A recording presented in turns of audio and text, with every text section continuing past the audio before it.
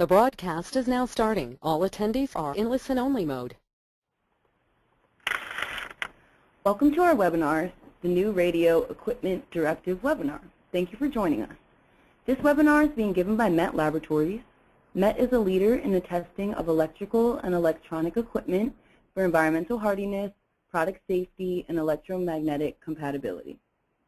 MET operates world-class labs in Baltimore, Maryland, Santa Clara and Union City, California, Austin, Texas, and also runs operations in China, Taiwan, Korea, and Italy.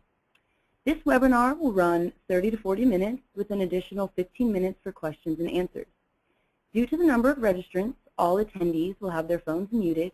If you have a question, please type it in the questions area of your GoToWebinar control panel. We will attempt to answer all questions at the end. Just a quick note on other upcoming events. We're hosting a wireless testing and certification seminar November 4th in Santa Clara, California. We're also hosting an R&TTE DO-160 seminar December 4th in Wichita, Kansas, and an Avionics Electronics EMC webinar December 9th in 2014. You can register for all events on metlabs.com. Today's webinar is being presented by Samantha Tennakoon, MET's Wireless Lab Manager. At this point, I will hand over the presentation to Samantha. Good morning, good afternoon, good evening, wherever you may be. My name is Samantha Tennakoon. I'm the Wireless Lab Manager here at MET Labs. And today I'll be talking about the Radio Equipment Directive, which has seen a lot of interest in the last couple of weeks and months. So, like was mentioned before, we'll have a question and answer session at the end of the presentation, so you get your chance to ask any questions that you might have. So here's a bit of the agenda, the topics that I have lined up for you today.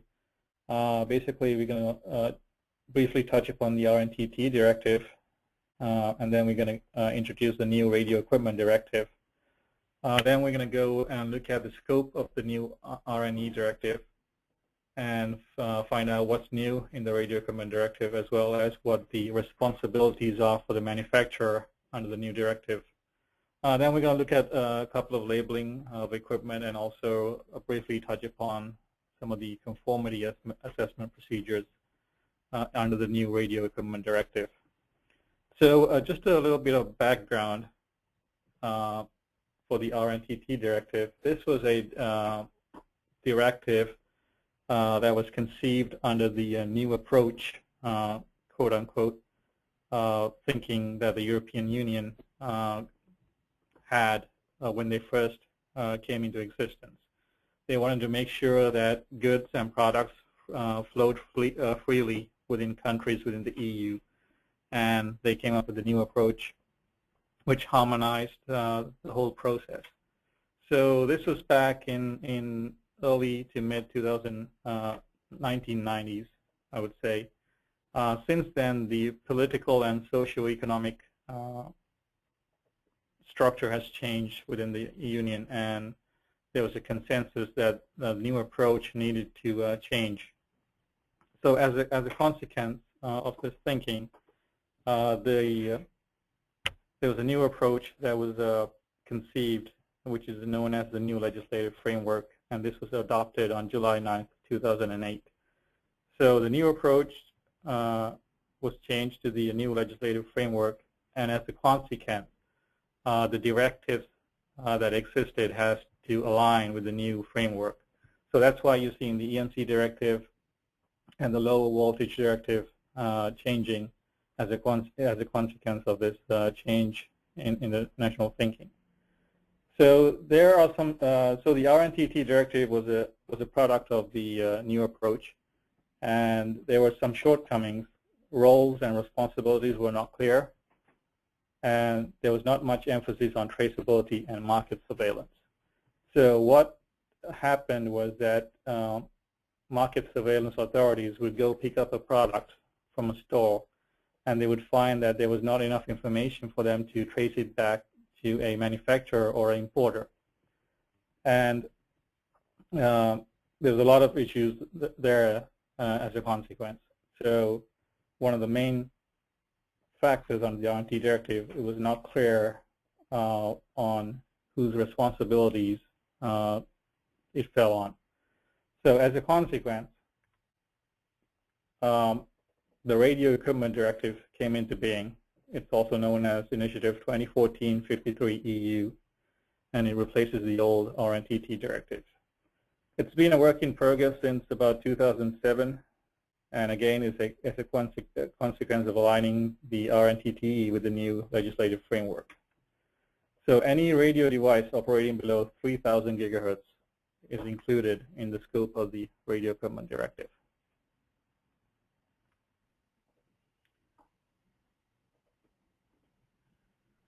Changing slides, we'll take a look at the objectives of the Radio Equipment Directive. To reinforce the obligations of the economic operators and to improve the legal tools available to member states in order to improve efficiency, in particular regarding traceability. So you can see they're trying to drive that point home. To clarify and simplify certain provisions, including the scope, in order to facilitate the application of the directive. To modify or suppress a number of administrative obligations which create burden but bring in only limited value added. To insert certain requirements aiming at facilitating the use of radio equipment. Example, possibility to issue delegated acts for interoperability. So one of the new things that is coming out of the Radio Equipment Directive is that things need to interoperate. So if a certain member state finds that, let's say, a wireless charger was not interoperating with different models of cell phones, they may ask the manufacturer to solve that issue.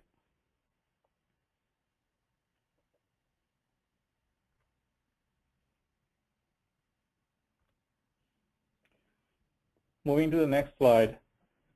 So the scope will include radio communication and also radio determination. Radio receivers are in the scope. Example, sound and TV broadcast receivers. So these were not under the R&TTE Directive. They were under the EMC Directive. So now they've been moved over to the Radio Equipment Directive. Safety of animals and property. This one kind of surprised me a little bit.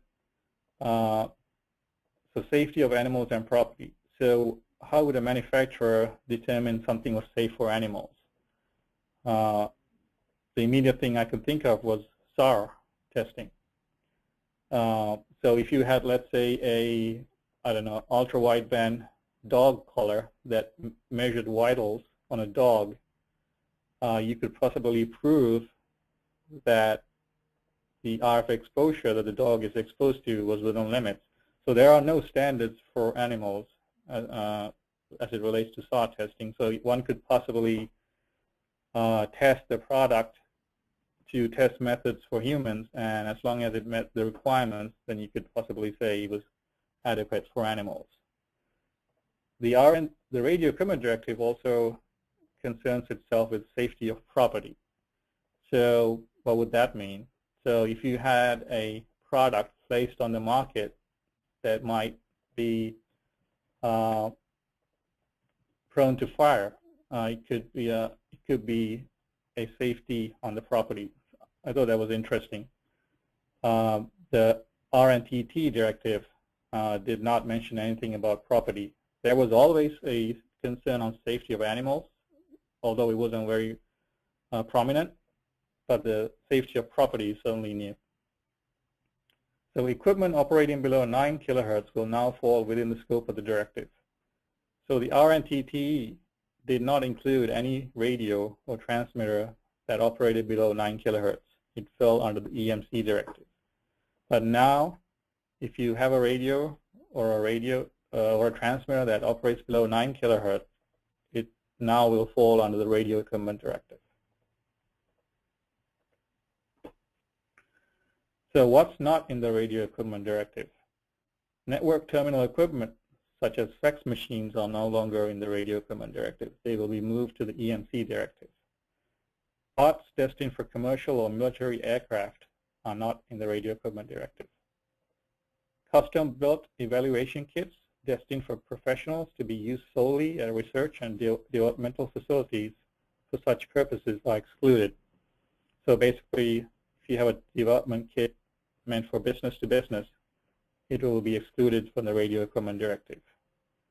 However, word of caution, you still need to check with the member state to make sure that that device can still operate. Although the device may not fall under the Radio Equipment Directive, in such a case, the legal authority in that member state presides. So you need to check to make sure that that radio, that frequency band, is allowed to operate in that member state. But it no longer will fall under the Radio Equipment Directive. Equipment used by amateur radio operators, that's always been the case. And ISM equipment not used for communications, it's not in the Radio Equipment Directive anymore. It'll be in the EMC Directive. So some definitions. Radio equipment is an electrical or electronic product which intentionally emits and/or receives radio waves for the purpose of radio communication and/or radio determination, or an electrical or electronic product which must be completed with an accessory such as an antenna so as to intentionally emit and/or receive radio waves for the purpose of radio communication and/or radio determination. So it clearly defines what a radio equipment is. So if you recall, the Radio Equipment Directive includes radio equipment used for communication and also for radio determination. So radio determination is defined as means the determination of the position, velocity, and/or other characteristics of an object, or the obtaining of information relating to those parameters by means of the propagation properties of radio waves. So if you had a RFID device that somehow determined the location of an object, that would fall under the Radio Equipment Directive. And I threw in the word economic operators, meaning the manufacturer, the authorized representative, or the importer and the distributor. Because if you read the Radio Equipment Directive, it touches on economic operators. So economic operators means the manufacturer. So the transition date, the R&TTE Directive ceases to provide presumption of conformity after June 12, 2016. There's a one-year transition period for existing products, and if a new radio product is placed on the market between June 13, 2016 and June 12, 2017, it shall meet the Radio Equipment Directive.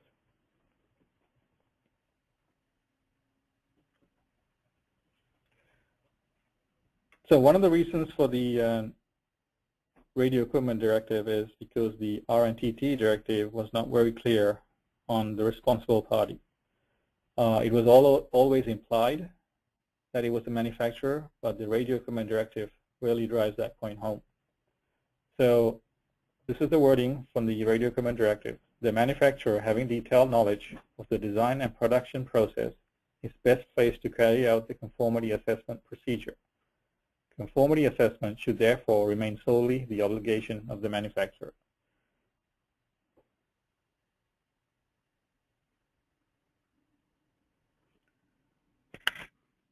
So I've included a link to the directive at the end of the slides, but I just wanted to touch upon how the directive was broken down. It's broken down by chapter, and basically Chapter 1 is a scope. Chapter 2 has obligations of economic operators. Chapter 3 is harmonized standards and conformity assessment procedures. Chapter 4, conformity assessment bodies. Chapter 5, market surveillance. Chapter 6, implementing and delegated acts. And Chapter 7 has the transitional provisions.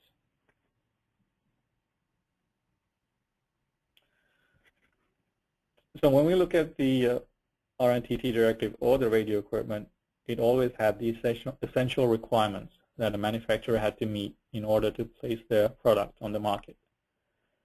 So 3.1 had to do with the safety and health of persons, of domestic animals, and now property.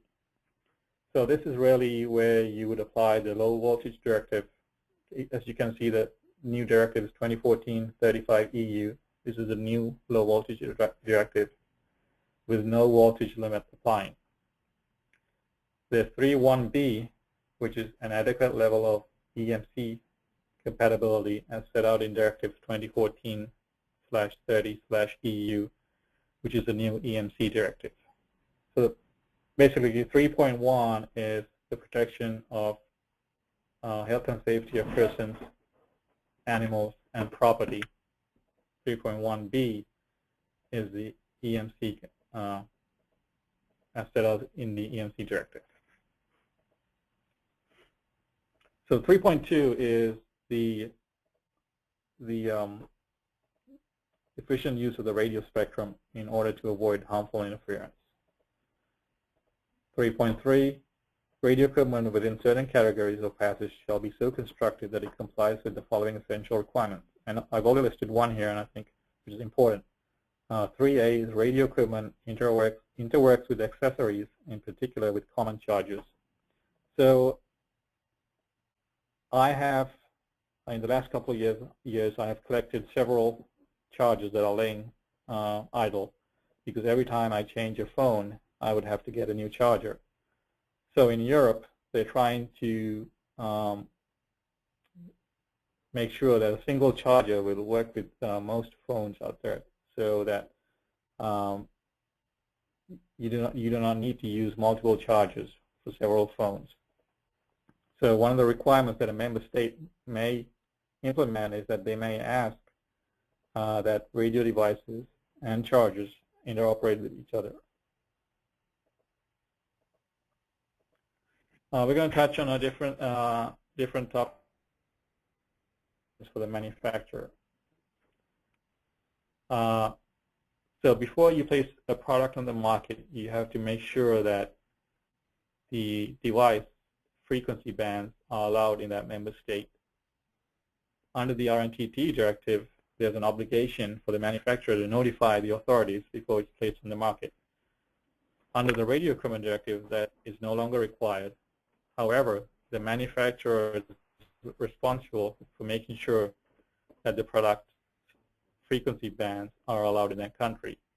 I've listed a website where you can go and look at each country frequency bands and see if it is allowed. I checked the link this morning and it was still good. Sometimes it has a tendency to break, but they go back and fix it. So the manufacturer has to make sure that the product operating frequency bands are allowed in that country.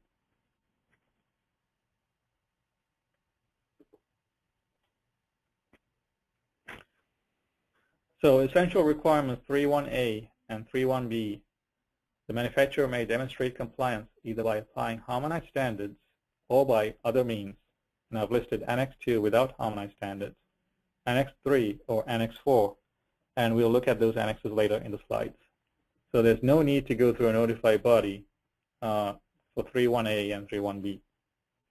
However, for 3.2, which is the spectrum sharing, a notified body shall be used if harmonized standards are not used or partially applied.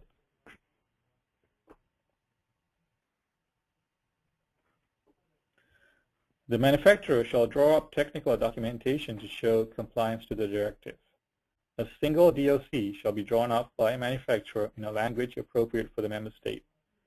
So under the R&TTE Directive, you are allowed to have multiple DOCs, where under the Radio Equipment Directive, it should be a single DOC that shows compliance to all the parts. And the DOC shall be in the official language of the member state that you plan to sell in. A permanent CE mark shall be placed on the device before entering the market. E-labeling is allowed for devices that have a screen. So if the device has a screen, let's say it's a laptop or some other product that has a screen, you're allowed to put you're allowed to use soft labeling.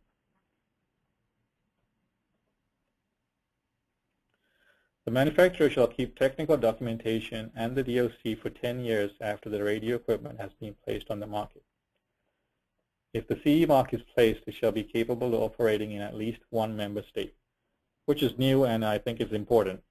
So let's say you had a cell phone and you were selling into one of the African countries. So some countries in Africa accept the CE mark. So the manufacturer would do testing and they would place a CE mark. Let's say it was LTE cell phone and the LTE band that you were testing only applied to that country in Africa. So you place the CE mark. But that frequency band, if it's not allowed in Europe or cannot be operated in any one of the EU countries, you cannot place the CE mark. So that's new, and should make note of that. Manufacturers shall ensure that procedures are in place for series production to remain in conformity with this directive. Changes in radio equipment design or characteristics and changes in the harmonized standards or in other technical specifications by reference to which conformity of radio equipment is declared shall be adequately taken into account. So the manufacturer has to have a process whereby if the design changes or anything about the device changes and affects conformity, they have to take adequate steps to make sure it still conforms to the radio equipment directive. So as an example, if you had a access point that operated in the 2.4 gigahertz band, in the past you would have had tested it to EN300/328 version 171. And if you still plan on selling that product next year, 171 no longer is in force. The standard has been revised to 181. So you would have to have your device retested to 181, and then you need to go back and update your technical documentation and your DOC to reflect the most current version of the standards that you tested to.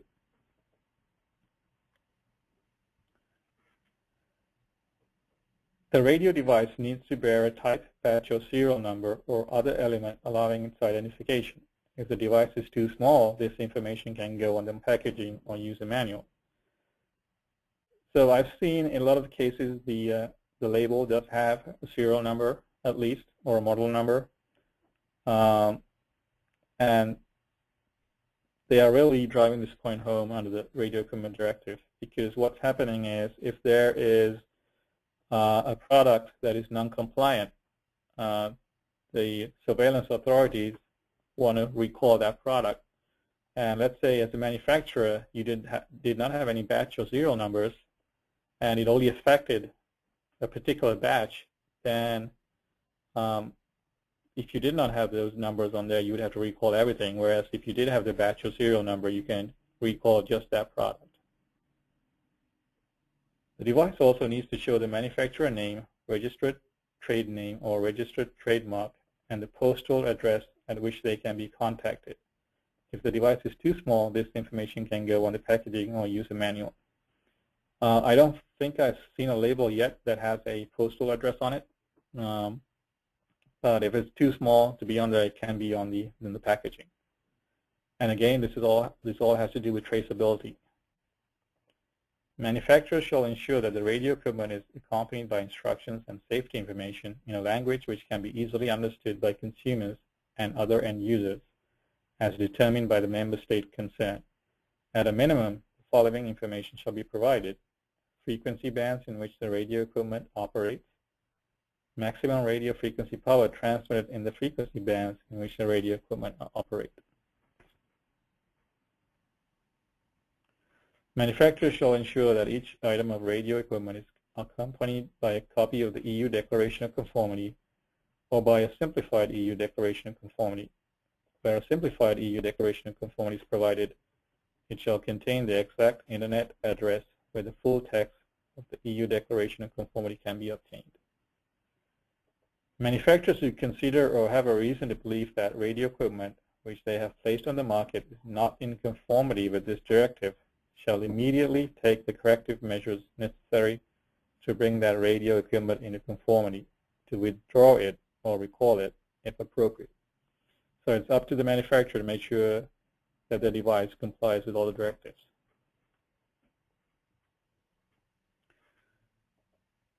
So let's look a little bit about the CE marking.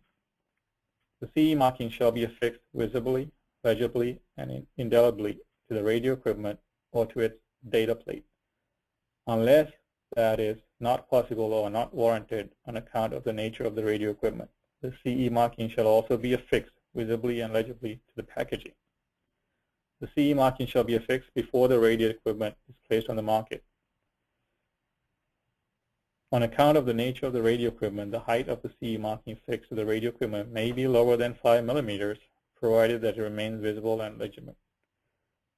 The CE marking shall be followed by the identification number of the notified body where the conformity assessment procedure set out in Annex IV is applied. The identification number of the notified body shall have the same height as the CE marking. So here's some examples of wrong formats. So this notified body shall follow immediately after the CE mark. So the first label you see on the left there, it's wrong. The second label there is wrong because the height of the notified body is not the same as the CE mark. So these labels should be avoided. And also, just to touch, the exclamation point that used to be on CE labels, that is no longer required. Most vendors had it on there, but nobody really understood why it was there. Since it is up to the manufacturer to make sure that the device frequency bands are allowed in that country, there's no need to put that exclamation point on there anymore. So we'll take a brief look at the conformity assessment procedures that are out there for the manufacturer. So Annex II, which is the internal production control, also known as Module A. There's Annex III, which is Modules B and C. And there's Annex IV, which is Module H.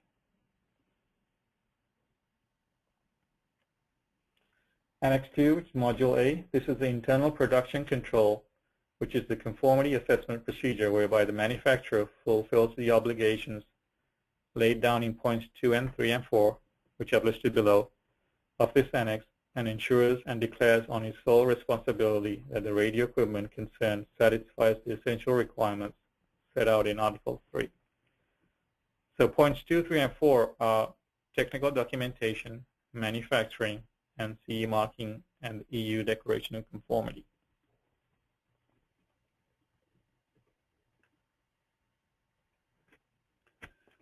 Annex 3, which is Modules B and C.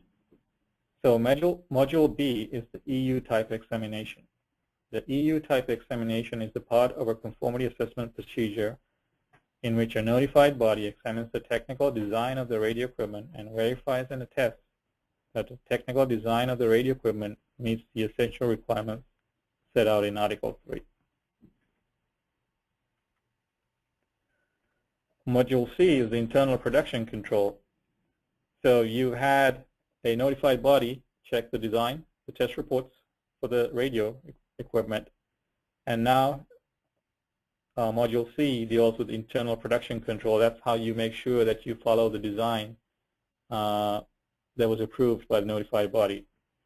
So conformity to type based on internal production control is part of the conformity assessment procedure whereby the manufacturer fulfills the obligations laid down in points 2 and 3 and ensures and declares that the radio equipment concerned is in conformity with the type described in the EU type examination certificate and satisfies the requirements of this directive that apply to it.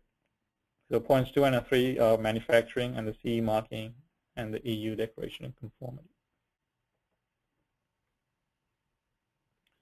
Annex 4, which is Module H, which used to be Annex 5 in the R&TTE Directive. This is the conformity based on full quality assurance.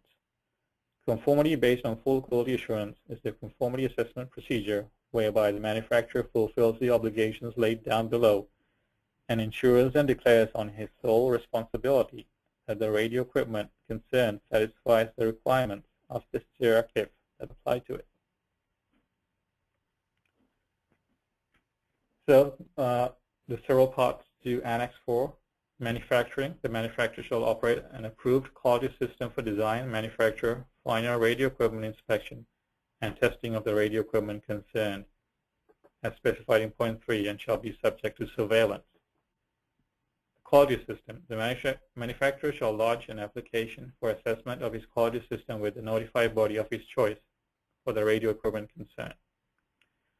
Surveillance on the responsibility of the notified body. The purpose of surveillance is to make sure that the manufacturer duly fulfills the obligations arising out of the approved quality system. And finally, the CE marking and the EU Declaration of Conformity. The manufacturer shall affix the CE marking in accordance with Articles 19 and 20 and under the responsibility of the notified body referenced in point 3.1. The latter's identification number to each item of radio equipment that satisfies the applicable requirements set out in Article 3. So as noted here, the only time you can use the notified body's identification number is when you use the conformity assessment in Annex IV.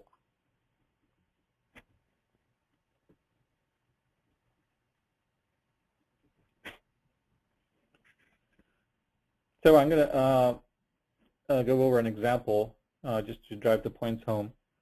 So let's say you're a manufacturer and you have an access point that operates in the 2.4 gigahertz band, and you want to sell this product in the European market. So the first thing to do is to decide what harmonized standards I should be using. They could be standards that are already harmonized, or they could be standards that are not harmonized yet. So that luckily for the 2.4 gigahertz access point, all these standards are harmonized. So under the essential requirements, under Article 3, you have to meet 3.1, which is the safety. Safety deals with, remember, humans, animals, and property. So let's say under safety, you do the electrical safety, EN 60950. Then 3.1b of the essential requirements is the EMC directive, or the EMC aspect of it, and it falls under EN 30149-1 and -17 for a Wi-Fi access point. And then 3.2 is the radio spectrum, and it falls under EN 300-328.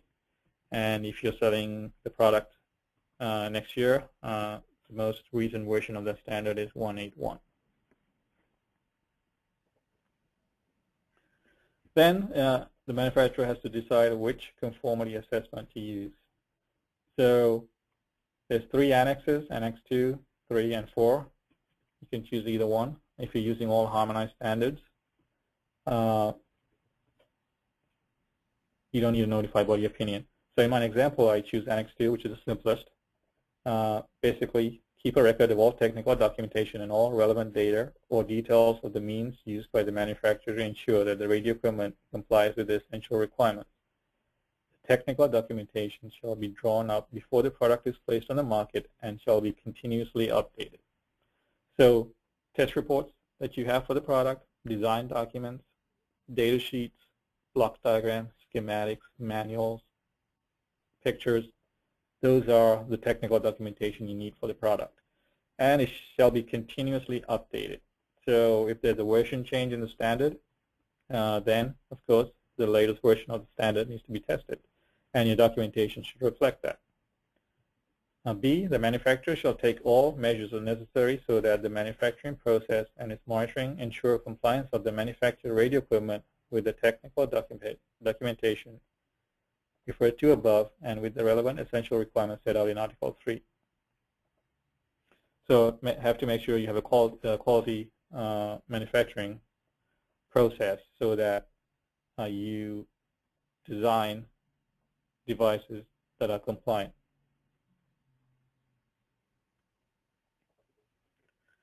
And then you place CE mark and draw up the declaration of conformity in the official language of the member state that you plan on selling.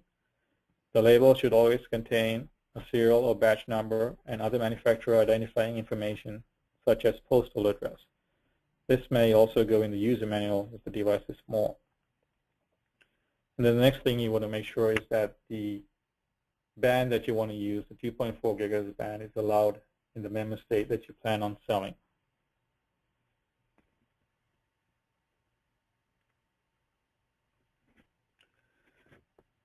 So one of the main topics of the Radio Equipment Directive is surveillance. So if during market surveillance there is a concern about device meeting essential requirements, the manufacturer will be asked to test the device by a body acceptable to the Market Surveillance Authority at the expense of the manufacturer. So market surveillance authorities, they usually buy the product off the shelf, which is a little bit different than in the US or Canada. And first of all, the first thing they were looking is to make sure that there is the CE mark is on there, and then if there's any identifying information about the manufacturer. And if there is, they may contact the responsible party to ask for documentation to prove compliance to the directive. If there's any doubt with compliance, they will ask you to take it to a test lab of their choosing, and the manufacturer will be responsible for the expenses. So it's always a good idea to make sure that all the ducks are in a row and then everything is taken care of.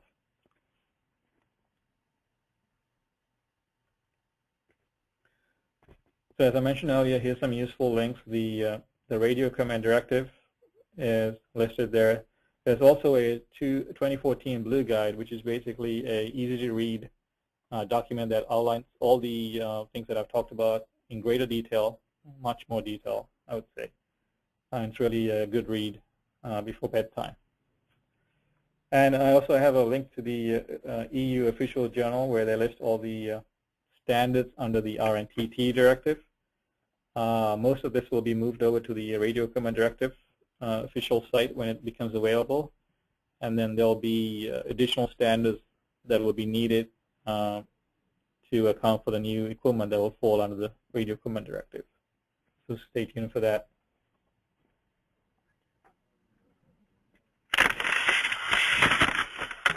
That concludes the presentation portion of this webinar. Tomorrow, an archived copy of this webinar will be available on metlabs.com. We will send a follow-up email with a link to this file. Now we will answer questions. If you have a question, please type it in the questions area of your control panel. For questions we can easily address now, we will read the question aloud and then give the answer.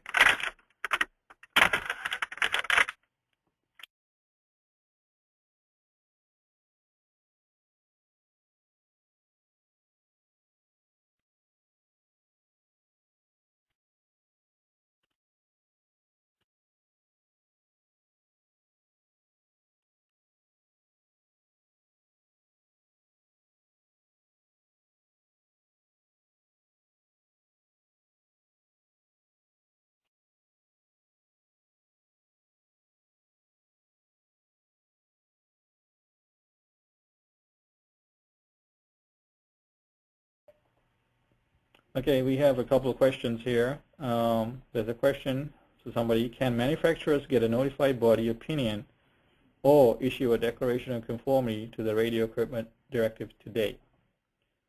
The answer is the Radio Equipment Directive will only be applicable for products placed on the market after June 13th, 2016. So you cannot get a notified body opinion or issue a declaration of conformity to the Radio Equipment Directive now. You need to wait till June 13th, 2016. There's another question: does a manufacturer require an authorized representative in the EU? And the question is no. It doesn't matter whether you're in the European Union or whether you're a manufacturer in the US. You do not need an authorized representative.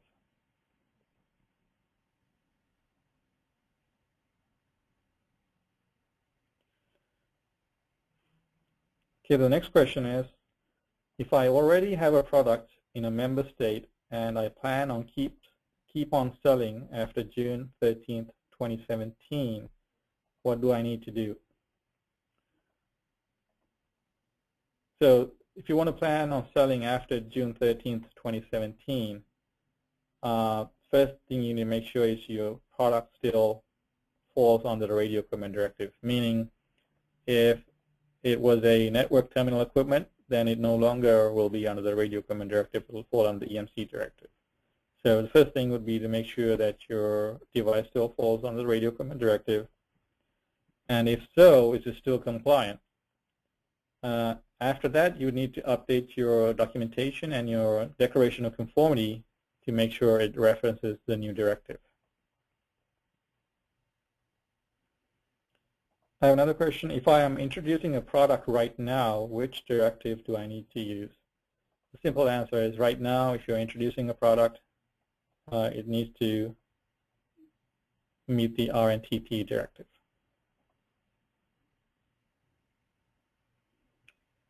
I have another question. Who signs the Declaration of Conformity? And the answer there is the responsible party, and that is the manufacturer.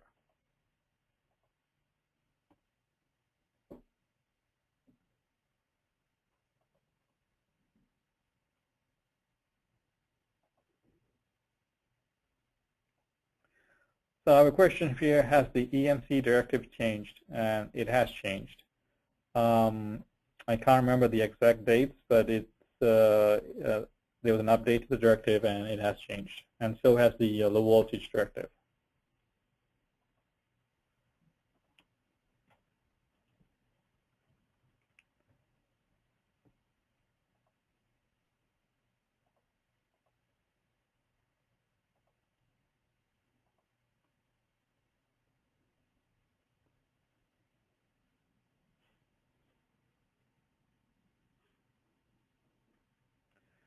So there's a question whether under red, do we only need to translate the regulatory section of the user's guide or the whole user's guide? So at a bare minimum, the regulatory information has to be in the official language, and there's no requirement to have everything in that official language, but I would assume that it would be in the best interest to have it in the official language that you're planning on selling. But the minimum requirement is that all the regulatory information needs to be in the official language.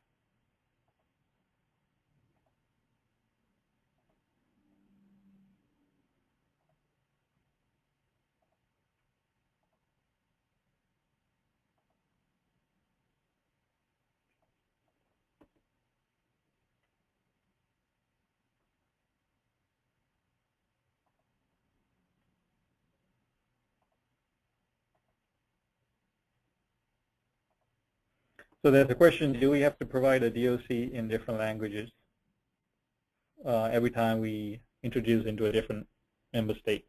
And the question is yes. Let's say you sell the device in Germany and you also sell it in Spain. So the declaration of conformity, one of them needs to be in German and the other one needs to be in Spanish.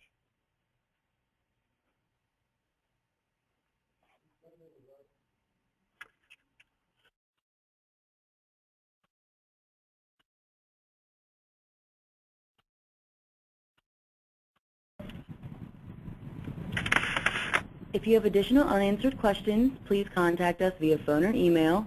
Tomorrow we'll also send a follow-up email that will include a link to the presentation. And that now concludes our webinar. Thank you for joining us today.